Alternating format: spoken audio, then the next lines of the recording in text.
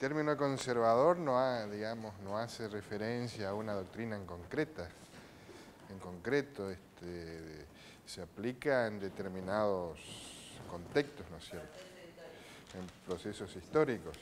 En el caso nuestro, el conservadurismo lo podemos asociar al liberalismo clásico que surge con el Estado Nacional que habíamos estado viendo en la clase pasada. El liberalismo, como sabemos, se va a originar en Europa, digamos, va a ir cobrando formas a partir del siglo XVII, se va a consolidar definitivamente en el siglo XVIII. Algunos dicen de que el liberalismo es en realidad una filosofía, porque es una manera integral de ver al mundo y al ser humano, donde el centro de todo está en la libertad. El ser humano se realiza como tal en un ámbito de libertad, y esta libertad, digamos, se extiende a todo el quehacer individual y social. Entonces tenemos un liberalismo político que se da, digamos, cuando aparecen las formas de parlamento, división de poderes, democracia. Bueno, todo eso es fruto del pensamiento liberal que nace en los siglos XVII y XVIII. Tenemos la Revolución Inglesa, la Revolución Francesa, la Revolución Estadounidense, todos bajo el signo del pensamiento liberal. Pues la libertad, donde uno, qué sé yo, los derechos individuales, por ejemplo. Y tras eso, el liberalismo económico, que es el sustrato material, vamos a decir, del pensamiento. Ahí tenemos estas ideas que va a plantear Adam Smith, ¿no es cierto?, en La riqueza de las naciones, el libro que se hizo muy famoso, donde algunos dicen que es el primero en que trata de racionalizar todo el conjunto de fenómenos económicos y sociales que se estaba dando en esa Inglaterra de la primera revolución industrial. Entonces él dice, bueno, en realidad esto es fruto de la libertad económica, la libertad de mercado. Entonces el mercado era una especie de panacea que regulaba la vida social mediante, bueno, unos mecanismos, él hablaba de la mano invisible, o sea, el mecanismo de oferta y demanda que va fijando los precios de los factores de producción, los precios en el mercado, los salarios, etcétera, etcétera. Pero todo en el ámbito de la libertad. ¿Y cuál es el papel que ejerce el Estado en este contexto? El de, digamos, vigilar que nadie se meta a interferir en la libertad de ese mercado. El Estado es gendarme. Su misión es, bueno, que nadie se meta y perturbe la libertad en el mercado económico. Bueno, eso fue revolucionario, porque vamos a decir, el pensamiento liberal va a ser el que va a terminar de socavar todo ese pensamiento que todavía conservaba un fuerte sustrato, vamos a decir, heredado de la Edad Media, con los regímenes monárquicos, absolutistas, con las divisiones de estamentos, ¿no es cierto?, entre nobleza, plebe y todo eso. Bueno, el liberalismo va a barrer con todo eso y va a consagrar una sola categoría de personas desde el punto de vista político, que es la de ciudadanos. Iguales todos, pero ¿ante qué? Ante la ley. Hay un solo derecho que rige para todos. Ya no hay privilegios de estamento, vamos a decir. Bueno, y digamos, termina con los regímenes monárquicos, ¿no es cierto?, de viejo cuño, y va a consagrar las nuevas formas de gobierno, ya sea monarquías parlamentarias en unos casos y repúblicas en otro caso. Instaura la idea de democracia, etcétera, etcétera. Bueno, eso fue revolucionario. Eso fue revolucionario. Entonces, esta gran idea o este gran pensamiento que surge en el siglo XIX y que va a ir, digamos, adquiriendo algunos rasgos propios o derivaciones, vamos a decir, en algunas cuestiones, porque, bueno, la idea de la autarquía económica y del desarrollo y todo eso va a dar lugar al surgimiento del pensamiento nacionalista en Europa, bueno, nuestra identidad, cómo crecemos, cómo nos arreglamos las ideas de autarquía económica en Alemania fundamentalmente, después con algunos impactos también en Estados Unidos. Fíjense que el capitalismo de libre mercado y libre competencia va a derivar en algunos casos a estas ideas del proteccionismo económico, como en Alemania, como en Estados Unidos. Sí, está bien, libre mercado y todo eso, pero mientras no consolidamos las bases de nuestro desarrollo económico, no competimos. Cuando estamos de igual a igual, entonces sí competimos, pero antes no. No me acuerdo cómo se llamaba el de Alemania, que se me fue de la cabeza este pensador. Bueno, en el caso de la Argentina y de Latinoamérica en general, el liberalismo va a ser el que va a fundar, digamos, cuando se comienza a producir el desmembramiento, el desgajamiento del antiguo imperio hispánico, va a ser fundamentalmente bajo los signos del liberalismo en que se van a ir constituyendo las nuevas repúblicas, los nuevos estados. En Brasil, en Argentina, en el Paraguay fue impuesto a la fuerza, hemos visto, ¿no es cierto? En Chile, en México, en fin, inclusive la revolución de finales del siglo XIX que va a abolir el régimen monárquico y esclavista en el Brasil va a ser también de carácter liberal. Bueno, pero este liberalismo, como habíamos visto, instaura la forma de Estado, las formas republicanas, muy sui generis, vamos a ver, pero sobre todo, desde el punto de vista económico, el proyecto liberal en América Latina era la adscripción al mercado mundial como proveedores de materias primas, lo que habíamos visto la clase pasada. Bueno, ese era el proyecto económico. Vamos a aprovechar nuestras ventajas competitivas y nos integramos al mercado mundial como proveedores de materias primas y como compradores de productos industrializados. ¿Ves? Bueno. Y bueno, y le vendíamos carne y cereales. Carnes y cereales. Claro, digamos, nos especializábamos en eso. No era conveniente, no es que no existieran pensamientos de que había que avanzar hacia la industrialización y todo eso, pero era un pensamiento resistido en el siguiente sentido, de que era muy costoso de desarrollar una industria que produjera en la cantidad, calidad y bajos precios como para competir con los productos que venían desde Europa, ¿no es cierto?, o de los centros industrializados.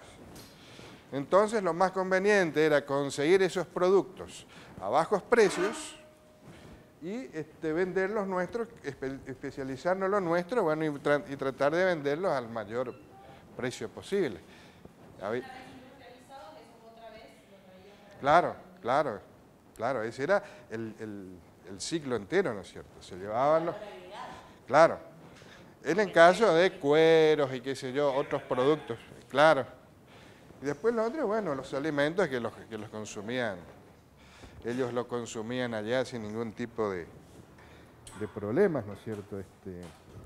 Pero ese mismo esquema se va a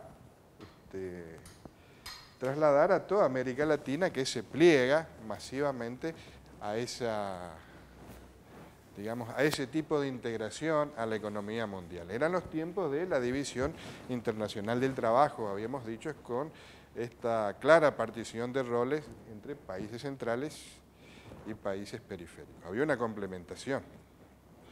Habíamos dicho que en el caso nuestro, digamos, con una inversión relativamente baja, los beneficios fueron espectaculares, porque era poner al hambre el tanque australiano y bueno, traer algunos planteles de ganado de raza, ellos se reproducían libremente, y bueno, y con eso se hacía pingües negocio. No requería, vamos a decir, una inversión constante y continua, como en el caso de una economía industrializada, donde la inversión es un requisito fundamental. Acá, con esas cuestiones... Porque las historias también son distintas. ¿Cuál? Digo, la historia de Latinoamérica, o en el caso de la historia de Argentina, es completamente distinta a la que por ahí está en Europa, porque ellos estaban en otra etapa por el de su desarrollo, y se entiende que generaran industrias. Nosotros estábamos empezando a manejar nuestra economía por ahí de manera más independiente. Claro, sí, pero es más bien, me parece a mí, una cuestión... digamos, del pensamiento de la élite dirigente en este caso. Porque no sé si recuerdan que habíamos visto el caso de Japón, que estaba en una situación tan, vamos a decir, atrasada como la nuestra, y sin embargo ellos salen del feudalismo, la Revolución Meiji, en la década de 1860, y ya para 1890 eran la potencia industrial de Oriente. En 30 años ellos llevan todo el proceso que en Occidente llevó siglos, ¿no es cierto? Ellos en 30 años. Pero fue desde una revolución desde arriba. Fue el Estado, en la figura del emperador, como símbolo de la unidad del Estado, en que se lleva ese proceso de transformación radical de la sociedad japonesa. Desaparecen los señores de la guerra, la autoridad política se vuelve a concentrar en la figura del emperador. No había una burguesía, bueno, el Estado suple a la burguesía en el Japón y va creando una burguesía en el proceso. Muchas antiguas familias nobles pasan a constituirse en los nuevos burgueses del Japón. Pero eso en 3 décadas o 4 décadas lleva eso. Bueno, en nuestro caso, como en el de América Latina en general, es otro el camino. Bueno, vamos por este rumbo, es más fácil, tiene sus ventajas y tiene sus desventajas. La desventaja, bueno, es que no desarrollamos el sector secundario de la economía, digamos, las industrias, nos quedamos en el sector primario, con las ventajas y limitaciones. Las ventajas con una relativa poca inversión, pingües negocios para los sectores que monopolizan la economía o que controlan la economía. Las desventajas, bueno, cuando comienza a haber problemas de productividad, qué sé yo, pónganle porque hay muchas lluvias o muchas sequías y ese tipo de cosas, o los precios internacionales de los productos bajan, el impacto sobre la economía es tremendo, porque no hay otro sector de la economía que de alguna manera compense la caída del sector primario. Entonces esas crisis... Sí. Digamos que nosotros, nuestro trayecto histórico es que ahora bien, bueno, vamos a explicar el proceso. Bueno, este liberalismo va impuesto desde el Estado y que se convierte en el pensamiento conservador, en el sentido de que esa ley dirigente que construye esa Argentina, crea ese Estado y desarrolla ese tipo de economía, se va a quedar en el control de todos los resortes estratégicos. Va a controlar la política, va a controlar la economía, vamos a decir todo lo que es el aparato cultural, si se quiere, ¿no es cierto?, en los referentes, nuestro referente económico, Inglaterra, nuestro referente cultural, Francia, bueno, y ahí, de alguna manera nos van moldeando, pero no solo en la Argentina, les digo, sino en Latinoamérica en general. Conservador en lo político, porque habíamos dicho, eso de que nosotros y solamente nosotros somos capaces de llevar adelante este proyecto con éxito y una desconfianza hacia los demás sectores de la población. Porque no, esos tipos no están lo suficientemente preparados como para saber elegir qué es lo mejor para el país. Fundamentalmente los sectores más populares, a los que ya se le atribuía, vamos a decir, una incapacidad o una ignorancia que no les permitía visualizar qué cosa era más conveniente para el desarrollo del país. Bueno, ese pensamiento deriva en conservador. Bueno, era el pensamiento prevaleciente, como les decía, no es que no existieran personas que no vieran la necesidad de desarrollar las industrias y ese tipo de cosas. Lo que pasa que, bueno, en las esferas de decisión y de poder real, esas iniciativas no prosperaban. Así que, digamos, se seguía nomás en el proyecto primigenio, vamos a decir, de la generación del 80. Bueno, y así vamos avanzando. Vimos que cuando el país se modernizó en lo económico y se modernizó en lo social con la aparición de nuevos sectores, fundamentalmente la clase media, no se moderniza en el político, generando situaciones de inestabilidad política. No nos olvidemos, las 3 revoluciones radicales lo que recién se va a comenzar a solucionar a partir de la ley Sáenz Peña de 1912, que es cuando esta ley dirigente abre la jugada, pero porque ya no le quedaba otra, sencillamente. No tenía, digamos, ya la certeza de que por tiempo indefinido iba a continuar controlando la situación. El cuestionamiento era muy, muy fuerte. En algún momento iba a haber un golpe que iba a tener éxito, porque se fueron incrementando en violencia y en participación de la de 1890, a la de 1893 y a la de 1905, que ya tuvo alcances nacionales, ¿no es cierto? Ya no solo en Buenos Aires, sino en las provincias del interior, muchas guarniciones se habían sublevado. Bueno, 1912 eso se descomprime. Pero fíjense ustedes, se abre la jugada política, pero no hay un cuestionamiento al proyecto o al modelo, vamos a decir. Habíamos dicho en la clase pasada que el pensamiento del radicalismo no hacía un cuestionamiento de fondo al modelo, salvo expresiones aisladas, pero no como un eje programático de decir, bueno, muchachos, vamos a avanzar sobre la industrialización y ese tipo de cosas. Porque objetivamente, digamos, el modelo agroexportador era exitoso con todas sus limitaciones. Le reportó al país muchísimas ganancias. Que, bueno, la clase dirigente y los sectores que controlaban la economía se encargaban de gastar en cosas suntuarias, ¿no es cierto?, esos viajes a Europa, construir palacios, importar todas las cosas, los mármoles de Carrara y qué sé yo. Bueno, se gastaba en eso, no se invertía en otras cuestiones. Que hubo desarrollo industrial, hubo, pero todo como en función y era subsidiario al esquema agroexportador. La industria alimentaria, los frigoríficos y todo eso era esquemas subsidiarios. Era para optimizar, vamos a decir, el esquema agroexportador. Significaron también avances importantes, la aparición de la industria del frigorífico. Tengo entendido que significó para las mujeres un primer inicio de la emancipación económica, porque los frigoríficos tenían cortes, digamos, realizaban cortes especiales que solamente, no sé por qué razón, las mujeres lo podían hacer. Entonces contrataban solo mujeres para realizar esos cortes, que no sé cuál es. Claro, trabajaban en el frigorífico, pero para cortes específicos. Por supuesto que por ser mujer ganaban mucho menos de lo que ganaba un hombre, pero digamos fue el inicio, digo yo, de lo que sería la emancipación económica de las mujeres, porque hasta ese momento, ¿cuál era el rol de la mujer? La casa, la ama de casa y qué sé yo, ¿no es cierto? Pero eso en todos los niveles, desde desde la elite hasta los sectores populares, la idea era esa, de que la mujer tenía que estar en la casa. ¿Cuál era la diferencia entre una mujer de una barriada y una que pertenecía a la aristocracia?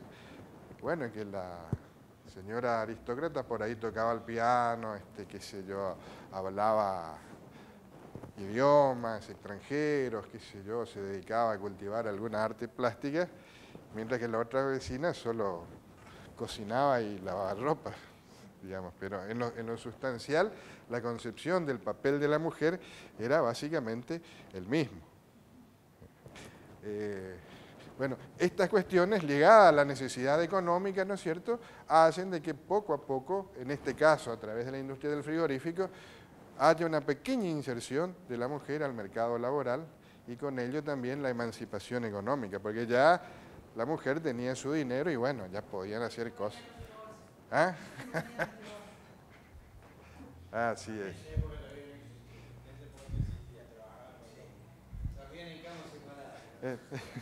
Estamos hablando del siglo XIX todavía, finales del siglo XIX.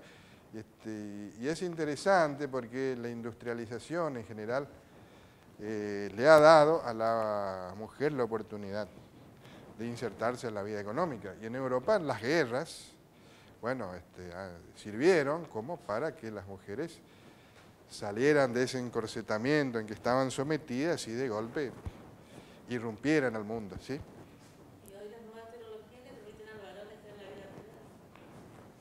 La ropa todo automático, todo eso. Ah, sí, sí, sí, sí.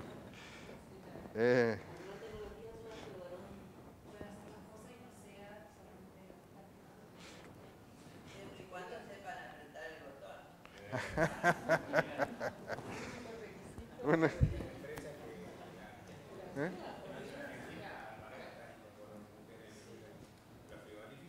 Ah, también, sí. La industria textil también. Sí, sí.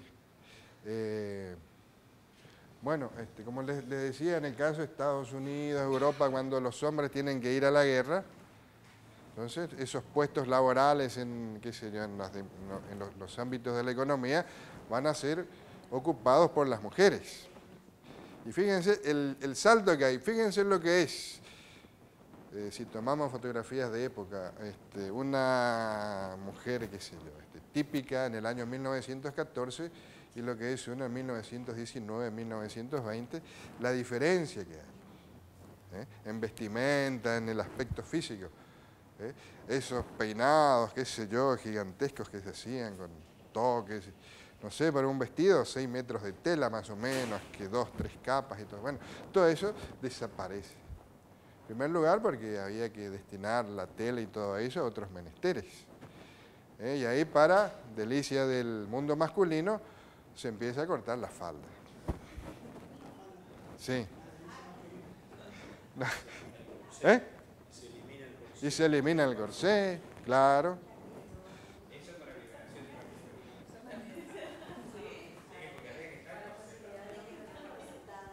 Sí, sí, sí. Se decía que uno de los pasatiempos de los caballeros era, antes de la guerra, ir a los lugares donde habían tranvías y espillar los tobillos a las damas cuando subían al tranvía. ¿Cómo es? Bueno, este esquema, vamos a decir, que ya para 1900 era conservador. Lo que fue revolucionario en su momento, terminó con las antiguas estructuras coloniales, etcétera, etcétera. Para 1900 en adelante ya se había consolidado en un pensamiento conservador de esta élite dirigente, ¿no es cierto?, que controlaba la economía, controlaba la vida política del país, y bueno, y no permitía el acceso de otros sectores sociales a participar en el poder, en el que era la preocupación de la clase media en ese momento, ni tampoco vislumbraba alguna alternativa a esa economía primaria que iba a seguir por sus propios cauces hasta que va a ser crisis en los años 29, 30, ¿no es cierto?, con la crisis del capitalismo que va a comenzar en los Estados Unidos y se va a extender al resto del mundo. Entonces, ese sistema, vamos a decir, de complementación entre países centrales y países periféricos, entra en crisis a partir de los años 29-30, y que se va a manifestar, digamos, con la inestabilidad política, porque 1930 va a ser el año de los golpes de Estado en América Latina. Van a haber golpes en todos lados, porque se asociaba, o está asociado, mejor dicho, la inestabilidad económica se traduce necesariamente en inestabilidad política. Mientras la economía anda bien, se dejan pasar muchas cosas al tipo que está gobernando. Cuando la economía empieza a andar mal, entonces ya la población se vuelve mucho más crítica acerca de la conducción del gobierno. Es un hecho que se verifica en todos lados. Mientras anda bien, bueno, pasan muchas cosas. Cuando ya empiezan a andar mal... ¿Qué es lo que es, o sea, economía, ¿no? Sí. Pero, digamos, ¿cuál es el motivo por el cual toda Latinoamérica pasaba por ese mismo proceso? Y las ¿Qué dirigentes... lleva que toda Latinoamérica, en 1930, sufren esos golpes de Estado? Bueno, no tienen el mismo signo. En muchos casos sí, digamos, era, bueno, este gobierno es incapaz de encontrar una solución a la crisis, entonces los vamos a desplazar, lo vamos a desplazar. Por esa, digamos, ese correlato que hay entre inestabilidad económica o crisis económica e inestabilidad política. Sí, se ve, digamos, en el caso nuestro, vamos a decir, el golpe del 30 significa el retorno al poder de los sectores que habían sido desplazados en 1916, con el triunfo del radicalismo a través de, o por medio de la ley Sáenz Peña. En 1930, casi 15 años después, estos sectores, digamos, que habían perdido la preeminencia en el manejo de el aparato político, con el desplazamiento de Irigoyen, lo vuelven a retomar. Es decir, hay un, digamos, un avance conservador hacia el control de las formas de gobierno en la Argentina. En Brasil fue al revés. En Brasil fue al revés. En el golpe del 30, los sectores conservadores van a ser desplazados del poder. Los sectores conservadores, que fueron aquellos liberales que a finales del siglo XIX lo habían, habían derribado la monarquía e instaurado lo que se llama la República Vieja, que eran sectores también vinculados, vamos a decir, a una economía primaria, de exportación, solamente de que Brasil es tan grande que eran por regiones. Entonces, estas oligarquías llegan, digamos, a un consenso de gobernabilidad a través de la alternancia de las dos principales regiones económicas del país. Entonces un gobierno, un periodo gobernaba un tipo de los que estaban en la zona de Minas Gerais y otros los que estaban en el sur del Brasil, que era la zona donde se estaba desarrollando la industria, fundamentalmente en San Pablo, y se estaba desarrollando también el agro en los estados del sur. Es decir, acá estaba surgiendo una burguesía industrial y también agropecuaria, en tanto que los sectores vinculados más al café eran más cerrados, ¿sí? Más cerrados, más conservadores. En el 30 lo que va a pasar es que se va a romper ese consenso de la alternancia que se llamaba la política del café con leche. Los de la zona de Minas Gerais vinculados a la exportación del café y los de abajo más vinculados a la cuestión, claro, agraria. Entonces el café con leche, entonces iban alternando. En el 30 se rompe eso a instancia de los intereses de esta creciente burguesía industrial que estaba en San Pablo, como así también esa burguesía agropecuaria. Digamos, si es un fenómeno, digamos, que no pasa solamente por la economía, sino también por lo cultural, por la mentalidad, ¿no es cierto? Jauretsch en el medio pelo comenta cómo esto pequeña burguesía que por ahí alguien incurría, digamos, en algún proyecto de industrialización y todo eso, una vez de que juntaba cierto capital, lo primero que hacía era comprarse un campo. ¿Sí? Se compraba un campo con vacas y qué sé yo, para intentar permear, ¿no es cierto?, esa élite, digamos, que ya venía del el proyecto del 80 y tener cierta figuración social. Entonces hay una mentalidad que condiciona también el burgués industrial en la Argentina, era como un sujeto social muy inseguro de sí mismo, se necesita de los oropeles y todo eso, de esa vieja aristocracia agroganadera.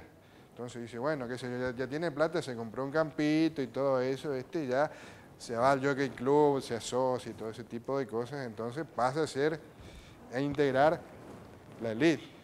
Ya tardíamente, cuando les empezó a sobrar mucho dinero, comienzan a hacer inversiones, pero antes no. Antes era todo en la isla nomás. Cuando ya hubo una sobreabundancia de capital, bueno, ahí recién comienzan las inversiones, ya en el siglo XIX, en un proceso que ya había comenzado a insinuarse a mediados del siglo XVII. los golpes no tuvieron la misma significación. En el caso del Brasil fue, digamos, el desplazamiento de los sectores conservadores de la vieja república y el ascenso de los nuevos sectores sociales vinculados a la burguesía industrial de San Pablo, la burguesía agropecuaria de los estados del sur, y también, digamos, la incorporación o la integración de los nuevos sectores sociales que surgían con el desarrollo, digamos, de estas economías diferentes a la del café. Porque estas políticas de inclusión social y todo eso, que nosotros vamos a ver con el peronismo, pero 15 años después, 1945 en adelante, ya va a comenzar en la década del 30 en Brasil con Vargas. Es decir, 15 años antes que nosotros.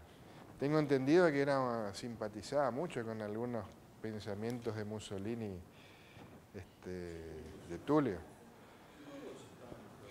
El pensamiento corporativo, sobre todo. En Portugal, sí.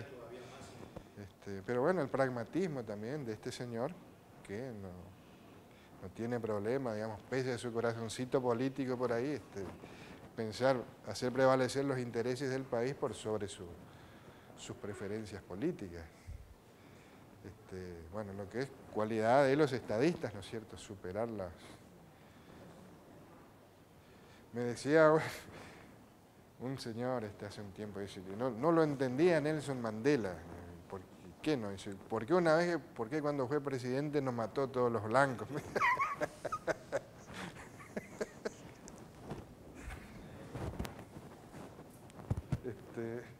Bueno, claro, y fíjense, en nuestro caso, el 30 plantea paradojas. ¿En qué sentido?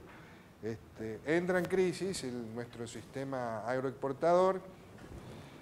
En 1932, creo, en la conferencia de Ottawa, donde Inglaterra va a priorizar la compra de los productos que antes nos compraban nosotros a sus antiguas colonias, Canadá, Australia, Nueva Zelanda, Sudáfrica. Entonces se nos termina a nosotros, o se nos va a nuestro principal mercado de carnes.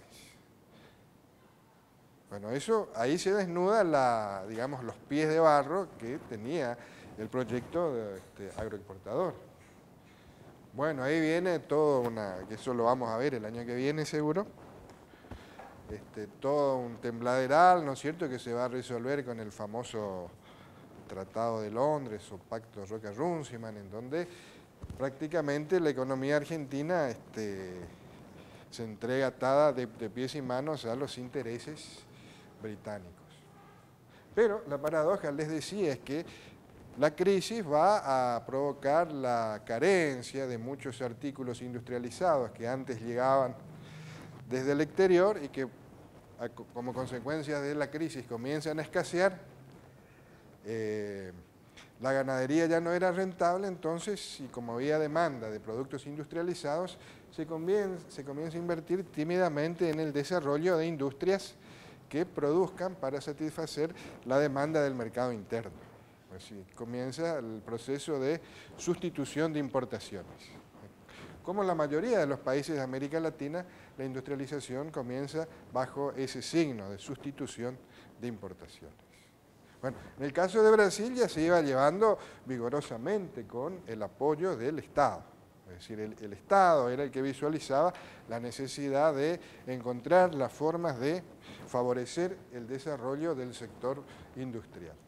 En nuestro caso, bueno, habían marchas y contramarchas, no había digamos, una política de incentivar la industrialización. Digamos que no fue los inicios de nuestra industrialización algo pensado, sino que fue justamente al más puro estilo liberal. El mercado generaba una demanda que en alguna medida era satisfecha por estas inversiones, vamos a decir, de carácter secundario y limitado, ¿no es cierto? Pero que va a marcar también la irrupción en la escena social de nuevo sector que va a ser el que está vinculado a las industrias, la clase obrera industrial, que también, digamos, va a estar en una especie de limbo ahí hasta que a partir del año 43, cuando comienza el proceso, y fundamentalmente a partir de los años 45, 46, con el peronismo, digamos, y en el marco de una ola que se había generado precisamente a partir de la crisis del capitalismo,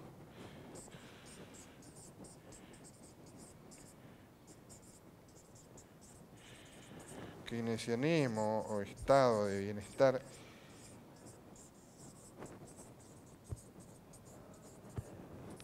que significaba, dentro del marco de una economía capitalista y de libre mercado, el Estado entraba a jugar un papel para favorecer el desarrollo de ciertos sectores, realizar una tarea de control que permita equilibrar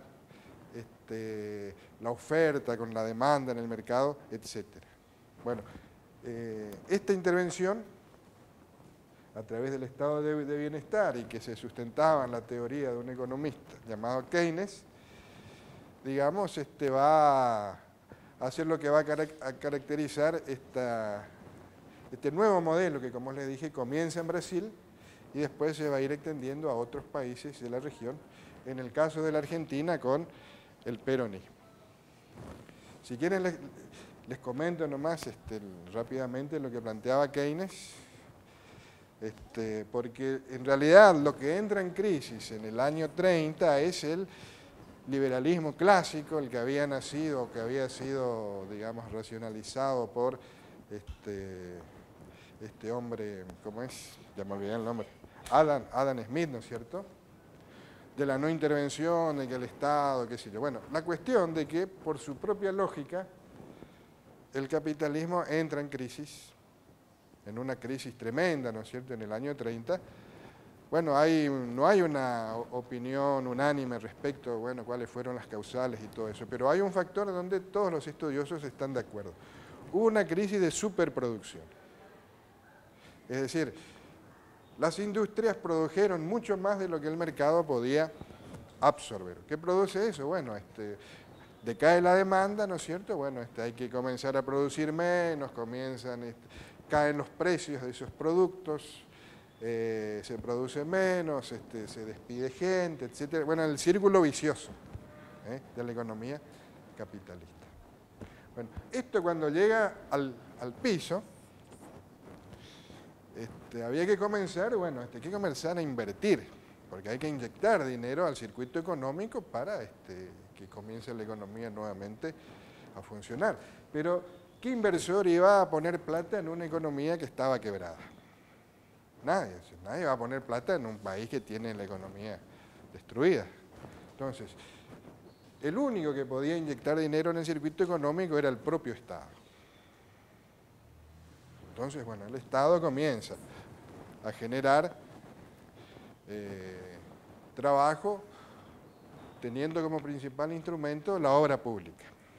Entonces, bueno, vamos a hacer caminos, represas, qué sé yo, edificios públicos, lo que sea. Entonces la gente entra a trabajar, gana dinero, genera demanda, bueno, esa demanda hay que satisfacerla y se vuelve a poner esta vez en marcha el círculo virtuoso, en este caso, de la economía capitalista, pero es a través del Estado. Fíjense que esta crisis no la solucionó el mercado. Es el Estado el que tiene que intervenir y in extremis, vamos a decir, salva al capitalismo violando uno de sus principios más sagrados, que es que el Estado no interviene, sino que es el guardián o el que asegura que nadie intervenga en esa libertad de mercado absoluta que proclamaba el liberalismo clásico. Bueno, y no solo eso, regula, las juntas reguladoras que surgen en los años 30, en todo el mundo capitalista, que trataban de armonizar, que entre lo que se producía y entre el consumo, para que no caigan los precios, para que no se produzca desocupación. Que en Misiones estaba la CRIM, Comisión Reguladora de la Yerba Mate, y bueno, cuando se juntaban, entonces decía, bueno, uno quería plantar hierba, bueno, no podía, tenía que tener una autorización. Si aumentaba la demanda en el mercado, en la década del 30, no, puntualmente, no sé, sí, ahí sobre la Junta Reguladora de la CRA, ¿sí? Junta Reguladora de la Carne, la Junta Reguladora de Granos, etcétera, que eran instrumentos. Mucho después la... No, es en este contexto de crisis en que van a surgir. Bueno, el peronismo se inscribe en esto, con sus formas particulares, ¿no es cierto? Con sus formas particulares. Viene con una idea, apoya la industrialización, ¿no es cierto?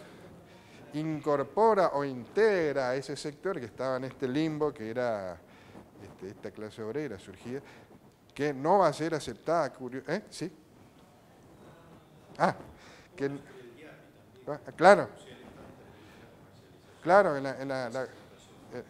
exactamente, digamos que primero va a tener, en los años que van de la finalización de la guerra hasta el 50, los productos alimenticios, justamente los que vendíamos nosotros, teníamos una altísima demanda. El Estado, mediante el IAPI, que era un organismo que creó, digamos, compraba a los productores estos productos a un precio y vendía, digamos, a nuestros... ¿Es en ese periodo cuando se plantea una idea diferente de industrialización del país? Claro. En la década del 40 y Sí, exactamente, digamos. Hay una visión estratégica acerca de la importancia que tiene el desarrollo del sector industrial justamente para impedir estas debilidades que tenía esta economía basada exclusivamente en el sector primario. Ahí surge la fabricación. Tengo entendido que es en los 60, ahí con el desarrollismo. Un poco después. En el 45 es cuando surge, pero el presidente Franklin llegaron. No, digamos, es un poco después, del 46 en adelante, en su primer gobierno. Sí. En esa época, más o menos, ya se empiezan a fabricar lavarropas. Claro, hay, Las mujeres tienen sus primeros lavarropas. digamos, hay un... Sigue toda la línea blanca, las heladeras, las cocinas, la industria liviana, que viene a ser artefactos del hogar, empiezan a fabricarse ahí. Y bueno, ahí las clases trabajadoras empiezan a dar un salto cualitativo en sus formas de vida. Claro, hay un... Sí, hay un, digamos, que justamente, ¿cuál es la reacción de la clase media? Que va a mirar con mucho recelo la incorporación de estos sectores nuevos, pero más por una cuestión, qué sé yo, un berretín ideológica, dice, qué sé yo, por ahí uno lee las anécdotas de la gente, la ira que despertaba, digamos, a la gente que iba a Mar del Plata, la gente de clase media, y llegaban, digamos, a los restaurantes o lugares en donde solían ir siempre y tenían que esperar en la puerta que se desocupe alguna mesa, ¿no es cierto? Porque con el poder adquisitivo de los sectores obreros, un obrero se daba el lujo de ir a veranear, de ir a los restaurantes, espectáculos públicos, etcétera, etcétera, y esa clase media interpretaba como una especie de asalto de un sector social que no debería estar ahí, porque no le correspondía. ¿Quiénes son estos tipos para que yo esté acá parado esperando que alguno se digne a levantarse y que yo me vaya a hacer, digamos, una especie de, ¿cómo vamos a decir? Claro, a sus espacios, se sentían vulnerados por sectores que consideraban o que discriminaban, ¿no es cierto? Como, qué sé yo, que no tenían lugares o espacios legítimos dentro de esos lugares. Es un fenómeno raro, ¿no es cierto? Y que se manifiesta hasta no hace mucho, o hasta ahora mismo. No hay gente como uno, es cierto. Sí, un señor, creo que ya conté la anécdota de que toda su vida fue peronista, digamos. Ya cuando surge el Partido Laborista, él ya era laborista, qué sé yo. Bueno, compró su chacrita y qué sé yo. Bueno, cuando tuvo cierto capital, fueron los otros cogotudos, vamos a decir, del pueblo, y le dicen, bueno, ahora vos tenés que ser radical, porque ya tenés, digamos, ya no podés ser peronista, porque los peronistas son los pobres y eso, los que no tienen nada, digamos. Claro, ahora que vos que tenés esto, ya no podés ser más peronista. Y se hizo radical, y fue intendente por el radicalismo.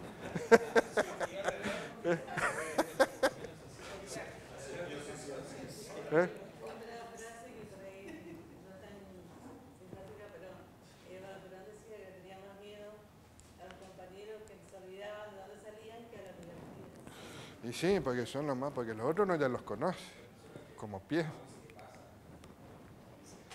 ¿Eh? Sí, bueno, sí. Esto, fíjense, esto que comienza en el 30 de manera espontánea y después va a adquirir ya en carácter de política de Estado en los 40, 50 y con altibajos, se va a ir manteniendo hasta el 76. Donde ahí comienzan ya los, digamos, a perfilarse los cambios que se iban a producir en nuestra economía. Si nosotros miramos cuál era el gremio más importante, o uno por lo menos de los más influyentes en el año 75, la UOM. ¿Y hoy cuál es? Comercio y camionero. Camionero. Servicio, ¿no es cierto? Servicio. El área de servicio. Sí, sí, sí. Exactamente. ¿Cómo es? Pero esto que se esboza acá se va a profundizar paradójicamente con un gobierno peronista en los 90. Fíjense que ni siquiera los militares hicieron lo que se hizo en plena democracia. Había el consenso social, los militares no iban a tener desde ya porque todo el mundo sabía que era un gobierno ilegítimo. Pero ya, digamos, un tipo que viene legitimado por los votos y todo eso, y lleva adelante un proceso, digamos, en el contexto internacional. Le cae el muro de Berlín, sí, claro. Sí, cayó uno de los polos. La revolución conservadora, terminó la historia y qué sé yo, que decían, dice, no, acá llegamos al sumum, más que esto ya no hay, así que esto es lo que va a imperar de ahora en adelante. Vamos a acomodarnos a las nuevas realidades que imperan en el mundo.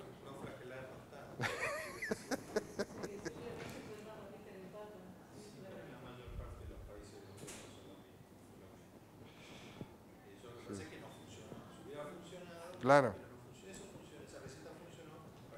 Para Estados Unidos. Fracasó en Inglaterra, digamos que fue el primer país europeo que se aplicó. Margaret Thatcher anduvo en Estados Unidos. Neo, bueno, neo es el prefijo de nuevo. Bueno, es justamente, básicamente retornar a los principios de este liberalismo que había quedado muy mal parado en la crisis del 30.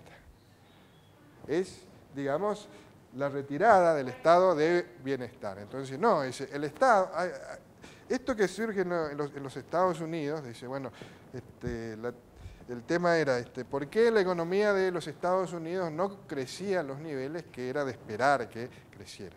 Entonces, se hace una investigación y qué sé yo, y un tipo dice, bueno, describe, digamos, la curva de crecimiento así. Bueno, la economía crece hasta cierto punto y después se ameseta. ¿Por qué pasa esto? ¿Por qué no crece más?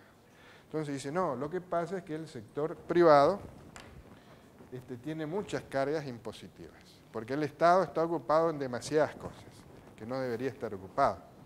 Y para ocuparse de eso, tiene que cobrar impuestos. Entonces, esta gente le da al Estado dinero que podría utilizar en inversiones y permitir que la economía siga creciendo. ¿Qué hay que hacer entonces? Bajar el peso de los impuestos. Para eso el Estado tiene que achicarse, porque tiene mucho gasto. Entonces, todas esas empresas que están en manos del Estado y generan déficit, políticas sociales que generan déficit y todo eso tiene que cortarse. Subsidios, eso tiene que cortarse. Entonces, digamos, el sector privado va a tener más recursos para seguir invirtiendo y permitir que la economía tenga un crecimiento, vamos a decir, auténtico, no subvencionado ni cosas por el estilo. Claro, entonces, la idea es más mercado.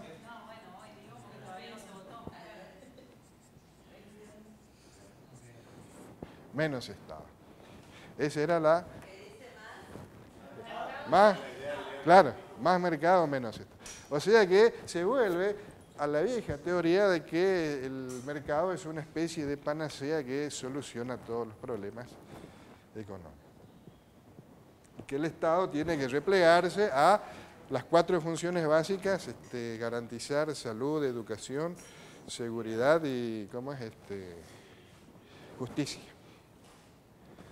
Las 4 cuestiones. Que el resto se desentiende de todo. Bueno, los resultados están a la vista. En América Latina todos los procesos que comienzan en los 90 y se van a, que es en Argentina, en Brasil, en Uruguay, en México, en todos lados, terminan con un desbarajuste impresionante, ¿no es cierto? Las privatizaciones no solucionaron los problemas, sino que por el contrario, en muchos casos los profundizaron. Con los problemas, bueno, que se van cerrando, se van privatizando las empresas que estaban en la órbita del Estado, los nuevos dueños las racionalizan, las van achicando, van despidiendo gente, esa gente queda sin trabajo, no percibe, no genera demanda, el drama social que se produce. Digamos acá, el ejemplo paradigmático es los ferrocarriles. Yo me recuerdo que se decía, $1 millón pierde el Estado por día con los ferrocarriles en sus manos. Vamos a privatizar que el sector privado va a solucionar este problema. Bueno, se redujo el 70%, digamos, de los recorridos, digamos, de los ramales que antes existían. Los problemas, pueblos enteros desaparecen porque el único vínculo que tenían era justamente el ferrocarril. Se quedan, digamos, con los ramales más rentables y el resto se desentiende. Y el Estado sigue pagando el subsidio a los... Y tampoco invierten. Tampoco. Bueno, acá nuestro ferrocarril...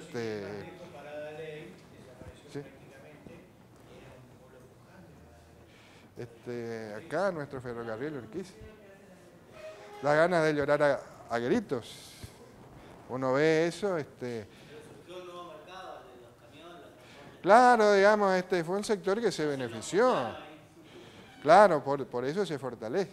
Pero fíjense ustedes lo que significa el incremento de los costos, digamos, de un transporte como es el transporte automotor, ¿no es cierto?, en camión, en relación al transporte ferroviario.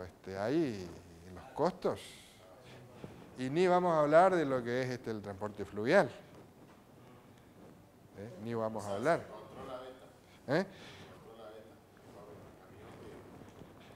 Y con todo lo que significa el transporte automotor, el deterioro de lo que hay que invertir para el mantenimiento de las rutas, lo que se quema en combustible, las empresas, los intereses que entran en juego, ¿no es cierto? Es notable. Bueno, y así en todos los rubros, qué sé yo. Menos mal que, qué sé yo, que los tipos de la CNEA no quisieron que se privatice la Comisión Nacional de Energía Atómica, porque estuvieron a punto de privatizar eso. La fábrica de aviones, que nunca se recuperó, digamos, hoy está en poder del Estado, pero de todo lo que era esos equipos de técnicos y todo eso, de que, digamos, hacían de... Sí, que era, digamos, pionera y